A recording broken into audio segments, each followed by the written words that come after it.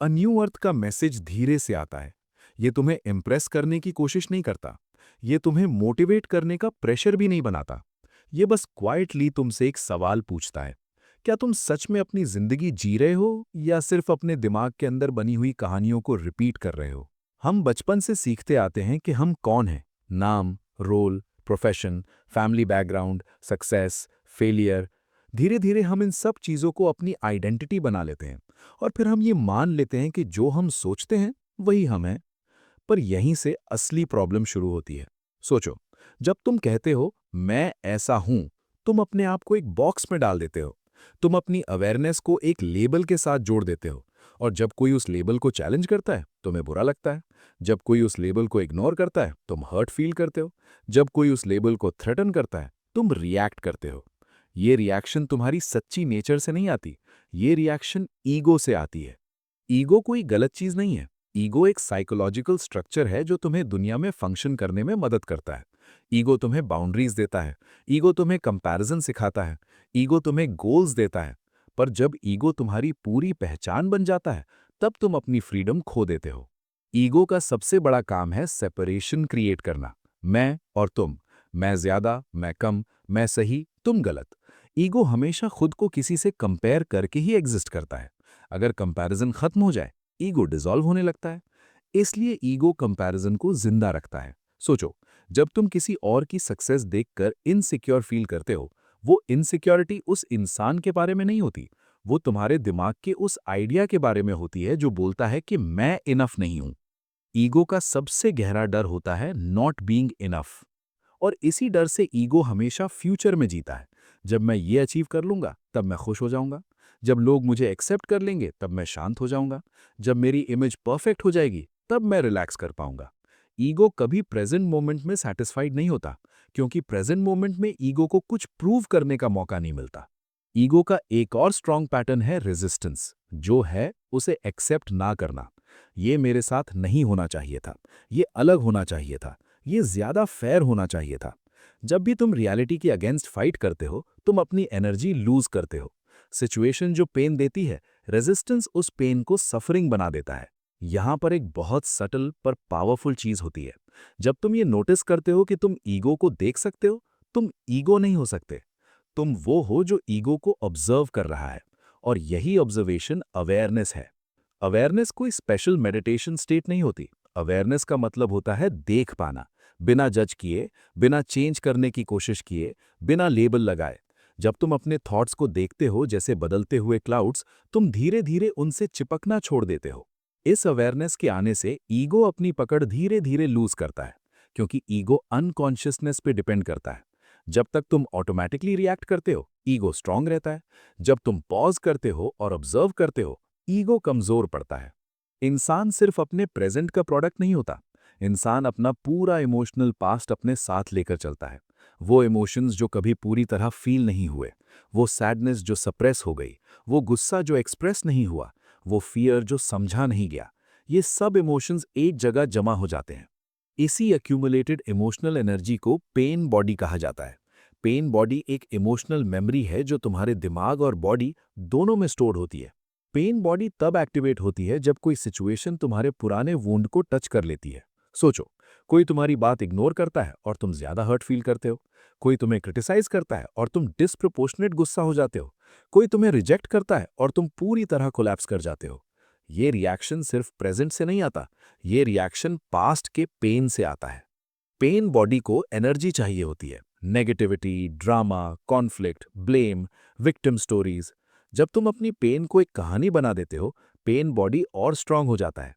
मेरे साथ हमेशा ऐसा होता है, लोग मेरे साथ ऐसे ही बिहेव करते हैं, जिंदगी अनफेयर है। ये सब पेन बॉडी को फ्यूल देते हैं। पर एक इंपॉर्टेंट बात है, पेन बॉडी तुम नहीं हो। पेन बॉडी एक पैटर्न है, एक कंडीशन रिस्पॉन्स है। जब तुम पेन बॉडी को नोटिस करना स्टार्ट कर देते हो, बिना एक्ट आउट किए, बिना जस्टिफाई किए, बिना सप्रेस किए, पेन बॉडी को फ्यूल मिलना बंद हो जाता है। अवेयरनेस पेन बॉडी का एंटीडोट है। तुम पेन को पुश नहीं करते, तुम पेन को एक्सप्लोड नहीं करते, तुम पेन को महसूस करते हो बिना कहानी के, सिर्फ सेंसेशन के रूप में। जब इमोशन पूरी तरह फील हो जाता है, वो स्टोर नहीं होता, वो रिलीज हो जाता है। सफरिंग का एक बहुत बड़ा रीजन टाइम का इल्यूजन है। पास्ट अब एग्जिस्ट नहीं करता, फ्यूचर अभी आया नहीं है, पर हम अपना ध्यान दोनों जगह रख देते हैं। पास्ट के रिग्रेट, फ्यूचर के डर और प्रेजेंट को मिस कर देते हैं। जब तुम पास्ट को बार बार याद करते हो, तुम उसे प्रेजेंट में रिक्रिएट करते हो। जब तुम फ्यूचर का डर रखते हो, तुम इमेजिनेशन को रियलिटी बना देते हो। इस प्रोसेस में तुम अपनी शांति खो देते हो। प्रेजेंट मोमेंट में रहना कोई फिलोसॉफिकल आइडिया नहीं है, ये एक प्रैक्टिकल स्किल है। जब तुम अपनी ब्रेथ को फील करते हो, जब तुम अपने बॉडी के सेंसेशंस को नोटिस करते हो, जब तुम अपने आसपास के साउंड्स को सुनते हो, तुम नेचुरली प्रेजेंट हो जाते हो। प्रेजेंट मोमेंट ईगो के लिए अनकंफर्टेबल होता है, क्योंकि प्रेजेंट में कोई कहानी नहीं होती। ईगो कहानी पे जीता है, मैं कौन हूँ, मुझे क्या मिला, मुझे क्या चाहिए। प्रेजेंट में सिर्फ होना होता है। सोचना एक टूल है, प्रॉब्लम तब होती है जब टूल तुम्हें यूज करने लगता है, जब थिंकिंग ऑटोमेटिक हो जाती है, जब दिमाग बिना रुके चलता रहता है। ये मेंटल नॉइज तुम्हारी एनर्जी को ड्रेन करता रहता है। अवेकनिंग का मतलब थॉट्स को बंद करना नहीं होता, अवेकनिंग का मतलब होता है थॉट्स को आइडेंटिफाई करना बंद करना।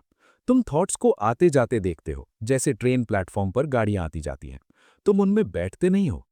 जब तुम ये नोटिस कर लेते हो कि थॉट आया और गया और तुम अभी भी हो, तुम अपनी असली नेचर को पहचान लेते हो।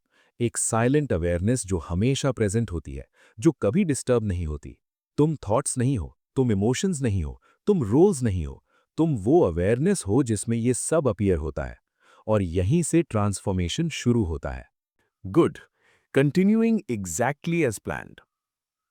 जब तुम ये समझना स्टार्ट कर देते हो कि तुम थॉट्स नहीं हो, तब एक नया फेज शुरू होता है।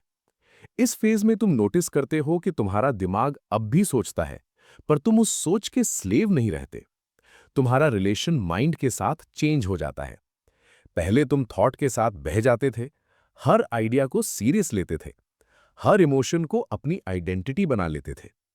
अब तुम थॉट को देखते हो, तुम इमोशन को महसूस करते हो, पर तुम उनमें खो नहीं जाते।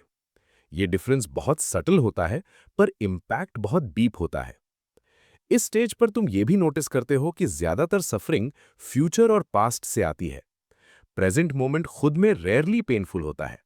दर्द होता है, हाँ, पर सफरिंग तब होती है जब दर्द के साथ स्टोरी जुड़ जाती है। ये मेरे साथ क्यों हुआ, ये फिर से हो सकता है, मैं इसे हैंडल नहीं कर पाऊंगा। सोचो, अगर तुम अपने प्रेजेंट एक्सपीरियंस को बिना लेबल लगाए महसूस करो, सिर्फ सेंसेशन, सिर्फ एक्सपीरियंस, उसमें ड्रामा नहीं होता। ड्रामा तब आता है जब माइंड उस एक्सपीरियंस के ऊपर कमेंट्री चालू कर देता है। इसीलिए प्रेजेंट मोमेंट इतना पावरफुल होता है। प्रेजेंट मोमेंट में तुम्हारा माइंड क्वाइट हो जाता है, या कम से कम स्लो हो जाता है। और जहां माइंड स्लो होता है, वहां क्लैरिटी आती है। प्रेजेंट में रहने का मतलब ये नहीं होता कि तुम प्लानिंग छोड़ देते हो। तुम प्लानिंग कर सकते हो, तुम फ्यूचर के लिए प्रिपेयर भी कर सकते हो, पर तुम अपनी इमोशनल इन्वेस्टमेंट फ्यूचर में नहीं डालते। तुम फ्यूचर को एक टास्क की तरह हैंडल करते हो, एक आइडेंटिटी की तरह नहीं। जब तुम काम करते हो और सिर्फ काम पर फोकस्ड रहते हो, तुम स्ट्रेस कम फील करते हो। जब तुम रिजल्ट के बारे में कॉन्स्टेंटली सोचते हो, तुम प्रेशर फील करते हो। सेम काम, अलग एक्सपीरियंस, फर्क सिर्फ प्रेजेंस का होता है। इस पॉइंट पर ईगो एक नया ट्रिक ट्राई करता है। ईगो बोलता है, मैं स्पिरिचुअल हूं, मैं अवेयर हूं, मैं बाकी लोगों से ज्यादा कॉन्शियस हूं। ये भी ईगो ही होता है। अवेयरनेस को भी ईगो अपनी आइडेंटिटी बनाने की कोशिश करता है। इसीलिए ह्यूमिलिटी बहुत जरूरी होती है। अवेयरनेस का मतलब ये नहीं होता कि तुम स्पेशल हो गए। अवेयरनेस का मतलब होता है कि तुम ज्यादा सिंपल हो गए, ज्यादा नॉर्मल, ज्यादा ग्राउंडेड। जब तुम अपने आप को ज्यादा स्पेशल समझने लगते हो, ईगो वापस आ गया होता है।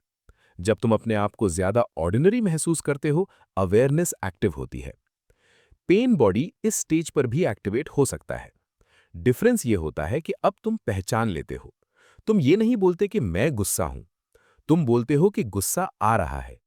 तुम ये नहीं बोलते कि मैं हर्ट हूं, तुम बोलते हो कि हर्ट महसूस हो रहा है। लैंग्वेज का ये छोटा सा शिफ्ट कॉन्शियसनेस का बड़ा इंडिकेटर होता है। जब तुम मैं के बजाय हो रहा है यूज करते हो, तुम आइडेंटिफिकेशन तोड़ देते हो, और आइडेंटिफिकेशन के टूटते ही सफरिंग कम हो जाती है। जब कोई सिचुएशन तुम्हें ट्रिगर करती है, तुम पहले जैसे तुरंत रिएक्ट नहीं करते। तुम एक छोटा सा पॉज लेते हो। उस पॉज में तुम अपनी बॉडी को महसूस करते हो, टाइटनेस, हीट, रेस्टलेसनेस। तुम इन सेंसेशंस को अलाउ करते हो बिना स्टोरी बनाए। यही अलाउ करना हीलिंग है। तुम इमोशन को पुश नहीं करते, तुम इमोशन को इंडल्ज भी नहीं करते, तुम सिर्फ उसके साथ प्रेजेंट रहते हो। और जो इमोशन फुल्ली फील हो जाता है वो नेचुरली डिसॉल्व हो जाता है। इस स्टेज पर तुम ये भी समझने लगते हो कि लोग जो कुछ भी करते हैं वो अपनी कॉन्शियसनेस के लेवल से करते हैं। जब कोई तुमसे रूड बिहेव करता है वो तुम्हारी वैल्यू का रिफ्लेक्शन नहीं होता, वो उनकी अनकॉन्शियसनेस का रिफ्लेक्शन होता है। इस अंडरस्टैंडिंग से तुम चीजों को पर्सनल लेना बंद कर देते हो। तुम हर बात को अपनी आइडेंटिटी पे अटैक नहीं मानते, तुम रिएक्ट कम करते हो, तुम अपनी पीस ज्यादा प्रोटेक्ट करते हो। फॉरगिवनेस इस स्टेज पर नेचुरल हो जाती है। फॉरगिवनेस कोई मॉरल ड्यूटी नहीं होती, फॉरगिवनेस एक प्रैक्टिकल चॉइस बन जाती है। तुम समझ जाते हो कि ग्रज पकड़ के रखना तुम्हें ही हैवी बनाता है, दूसरा इंसान शायद अवेयर भी नहीं होता। जब तुम माफ करते हो तुम खुद को फ्री करते हो, तुम अपनी मेंटल एनर्जी वापस लेते हो, तुम अपनी क्लैरिटी वापस लेते हो। इस अवेयरनेस के साथ तुम ये भी नोटिस करते हो कि तुम्हारा नर्वस सिस्टम ज्यादा काम रहने लगा है। तुम हर छोटी बात पे अलर्ट मोड में नहीं जाते, तुम्हारा बेस लाइन रिलैक्स्ड हो जाता है और रिलैक्स्ड सिस्टम बेटर डिसीजंस लेता है। तुम अपने आप को ज्यादा इजीली एक्सेप्ट कर लेते हो, तुम परफेक्ट होने की कोशिश कम कर देते हो, तुम इंप्रूवमेंट चाहते हो पर सेल्फ हेट्रेड के थ्रू नहीं, तुम ग्रोथ को वायलेंस के थ्रू पुश नहीं करते। इस स्टेज पर तुम सक्सेस को भी अलग नजर से देखते हो। सक्सेस अब तुम्हारी सेल्फ वर्थ डिसाइड नहीं करता। सक्सेस एक एक्सपीरियंस होता है, फेलियर भी एक एक्सपीरियंस होता है, दोनों आते जाते रहते हैं। तुम उनके पीछे नहीं भागते। तुम ये भी समझ लेते हो कि खुशी कोई अचीवमेंट नहीं है, खुशी एक बाय प्रोडक्ट है। जब तुम रेजिस्टेंस छोड़ देते हो, जब तुम प्रेजेंट में रहना सीख लेते हो, जब तुम ईगो के ग्रिप से थोड़ा फ्री हो जाते हो, तुम खुश रहने की कोशिश नहीं करते, तुम बस अवेयर रहते हो। और अवेयरनेस के साथ एक नेचुरल लाइटनेस आ जाती है। इस पॉइंट पर लाइफ के छोटे मोमेंट्स भी मीनिंगफुल हो जाते हैं। सुबह की रोशनी, एक कप चाय, एक शांत मोमेंट, एक सिंपल स्माइल। पहले भी ये सब थे पर तुम उन्हें नोटिस नहीं कर पा रहे थे। अब तुम नोटिस करते हो और जो तुम नोटिस करते हो वही तुम्हारा एक्सपीरियंस बन जाता है। तुम्हारा रिलेशनशिप टाइम के साथ भी चेंज हो जाता है। तुम इतनी जल्दी में नहीं रहते, तुम हर चीज को रश नहीं करते, तुम प्रोसेस को एंजॉय करना सीख लेते हो। तुम ये भी समझ लेते हो कि अवेकनिंग कोई अचीवमेंट नहीं है, ये एक कंटिन्यूअस प्रोसेस है। बार बार प्रेजेंट में वापस आना, बार बार ऑब्जर्व करना, बार बार आइडेंटिफाई करना छोड़ना। कभी कभी तुम फिर से पुराने पैटर्न्स में चले जाओगे, ईगो फिर से एक्टिव हो जाएगा, पेन बॉडी फिर से ट्रिगर हो जाएगा। ये फेलियर नहीं है, ये प्रैक्टिस का हिस्सा है। जब तुम नोटिस कर लेते हो कि तुम भूल गए थे, वही नोटिसिंग वापस अवेयरनेस है। और इसी अवेयरनेस के साथ तुम धीरे धीरे एक अलग तरह से जीना स्टार्ट कर देते हो, ज्यादा शांत, ज्यादा ग्राउंडेड, ज्यादा ऑथेंटिक। जब अवेयरनेस तुम्हारी लाइफ का नेचुरल बैकग्राउंड बन जाती है, तब एक और सटल शिफ्ट होता है। तुम एक्शन लेना बंद नहीं करते, तुम काम छोड़ नहीं देते, तुम रिलेशनशिप से भाग नहीं जाते, पर तुम्हारा अंदर का पोस्चर बदल जाता है। तुम चीजों के अगेंस्ट नहीं रहते, तुम चीजों के साथ काम करते हो। इस स्टेज पर तुम ये समझने लगते हो कि रेजिस्टेंस और एक्शन अलग चीजें हैं। तुम बिना रेजिस्टेंस के भी एक्शन ले सकते हो, तुम बिना गुस्से के भी बाउंड्री सेट कर सकते हो, तुम बिना ईगो के भी स्ट्रांग हो सकते हो। पहले जब तुम कुछ करते थे उसके पीछे प्रेशर होता था, प्रूव करना, बेटर दिखना, हार ना मानना। अब जब तुम कुछ करते हो उसके पीछे क्लैरिटी होती है। जो सही लगता है वो करना, जो जरूरी लगता है वो कहना, बिना अननेसेसरी इमोशनल लोड के। इस अवेयरनेस के साथ तुम ये भी नोटिस करते हो कि तुम्हारा सेल्फ टॉक बदल गया है। पहले तुम अपने आप से हार्श बात करते थे, खुद को जज करते थे, खुद को पुश करते थे। अब तुम अपने आप से ज्यादा न्यूट्रल बात करते हो, ऑब्जर्वेशनल टोन में, बिना ड्रामा के। ये सॉफ्टनेस वीकनेस नहीं होती, ये मैच्योरिटी होती है। जब तुम अपने आप को कॉन्स्टेंटली अटैक नहीं करते, तुम्हारी एनर्जी वेस्ट नहीं होती, तुम ज्यादा प्रेजेंट रहते हो, ज्यादा इफेक्टिव रहते हो। इस स्टेज पर कंपैशन नेचुरली इमर्ज होती है। पहले तुम दूसरों को जज करते थे, उनके एक्शंस को पर्सनल लेते थे। अब तुम उनके बिहेवियर के पीछे उनका पेन देख पाते हो, उनकी अनकॉन्शियसनेस देख पाते हो। इसका मतलब ये नहीं होता कि तुम सब कुछ अलाउ कर देते हो, इसका मतलब होता है कि तुम समझ के रिस्पॉन्ड करते हो, तुम बाउंड्री सेट करते हो बिना हेट्रेड के, तुम नो कहते हो बिना गिल्ट के। कंपैशन का एक इंपॉर्टेंट एस्पेक्ट है सेल्फ कंपैशन। तुम अपने मिस्टेक्स को पर्सनालिटी फ्लॉ नहीं बना लेते, तुम उन्हें लर्निंग के रूप में देखते हो। तुम खुद को अलाउ करते हो कि तुम ह्यूमन हो। इस अवेयरनेस के साथ तुम ये भी समझने लगते हो कि दुनिया तुम्हारे अगेंस्ट नहीं है, दुनिया न्यूट्रल है। तुम्हारी इंटरप्रिटेशन चीजों को हैवी या लाइट बनाती है। जब तुम इंटरप्रिटेशन को थोड़ा लूज कर देते हो, लाइफ ज्यादा मैनेजेबल लगने लगती है। तुम ये भी देखते हो कि ईगो के बिना भी लाइफ चल सकती है। एक्चुअली ईगो के बिना लाइफ ज्यादा स्मूथली चलती है, क्योंकि तुम हर बात को अपनी इमेज पे अटैक नहीं मानते, तुम हर सिचुएशन को थ्रेट नहीं समझते। इस स्टेज पर सक्सेस और फेलियर दोनों का फ्लेवर बदल जाता है। सक्सेस आता है, तुम ग्रेटफुल रहते हो। फेलियर आता है, तुम क्यूरियस रहते हो। तुम दोनों से डिफाइन नहीं होते, तुम दोनों को एक्सपीरियंस करते हो। तुम्हारा रिलेशनशिप डिजायर के साथ भी चेंज होता है। पहले डिजायर्स तुम्हें कंट्रोल करते थे, अब तुम डिजायर्स को देखते हो, तुमको चाहते हो, पर तुम्हारा पीस उस चाहत पे डिपेंड नहीं करता।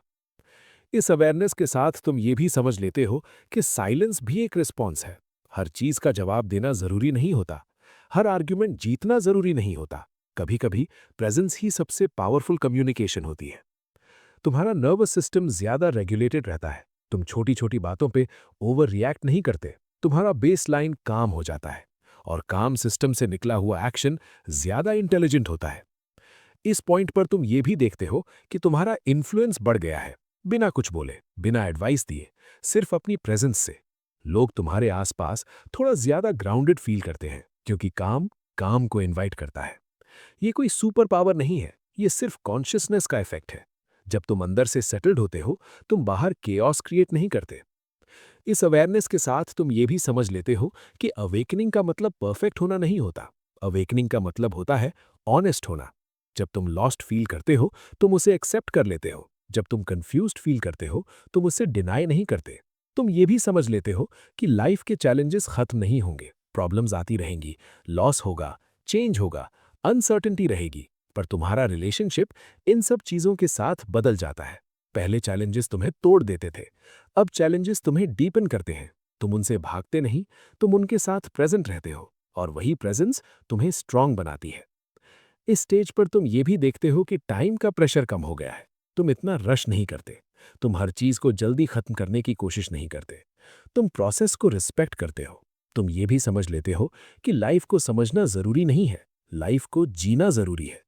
जब तुम ज्यादा एनालाइज करते हो, तुम डिस्टेंस क्रिएट करते हो। जब तुम जीते हो, तुम कनेक्ट करते हो।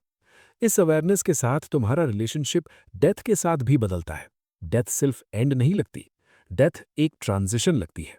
तुम हर मोमेंट को थोड़ा ज्यादा फुली जीते हो, क्योंकि तुम जानते हो कि ये मोमेंट रिपीट नहीं होगा। इस पॉइंट पर ग्रैटिट्यूड नेचुरली डीपन हो जाती है। फोर्स्ड ग्रैटिट्यूड नहीं, रियल ग्रैटिट्यूड। इस फैक्ट के लिए कि तुम जिंदा हो, इस मोमेंट के लिए, इस ब्रेथ के लिए। तुम ये भी समझ लेते हो कि नया अर्थ कोई फ्यूचर यूटोपिया नहीं है। नया अर्थ एक इनर शिफ्ट है। हर उस इंसान के साथ जो अनकॉन्शियस रिएक्शन के बजाय कॉन्शियस रिस्पॉन्स चूज करता है। जब ज्यादा लोग इस तरह जीना स्टार्ट कर देते हैं, दुनिया नेचुरली चेंज होती है, बिना रेवोल्यूशन के, बिना वायलेंस के, सिर्फ अवेयरनेस के स्प्रेड से। तुम्हारा काम दुनिया को ठीक करना नहीं होता, तुम्हारा काम अपनी कॉन्शियसनेस को क्लियर रखना होता है। और जब तुम ये करते हो, तुम ऑटोमैटिकली कंट्रीब्यूट करते हो। इसीलिए नया अर्थ बाहर नहीं बनेगा, नया अर्थ हर उस पल में बन रहा है जब तुम प्रेजेंट हो, जब तुम ईगो को फॉलो नहीं करते, जब तुम अवेयरनेस को चूज करते हो। और जब तुम इस तरह जीना सीख लेते हो, तुम्हें लाइफ को कंट्रोल करने की जरूरत नहीं होती। तुम लाइफ के साथ फ्लो करते हो, इंटेलिजेंट फ्लो में, शांत फ्लो में। तुम फाइट नहीं करते, तुम भागते नहीं, तुम रुकते नहीं, तुम बस हो। और वही होना ही सब कुछ बदल देता है।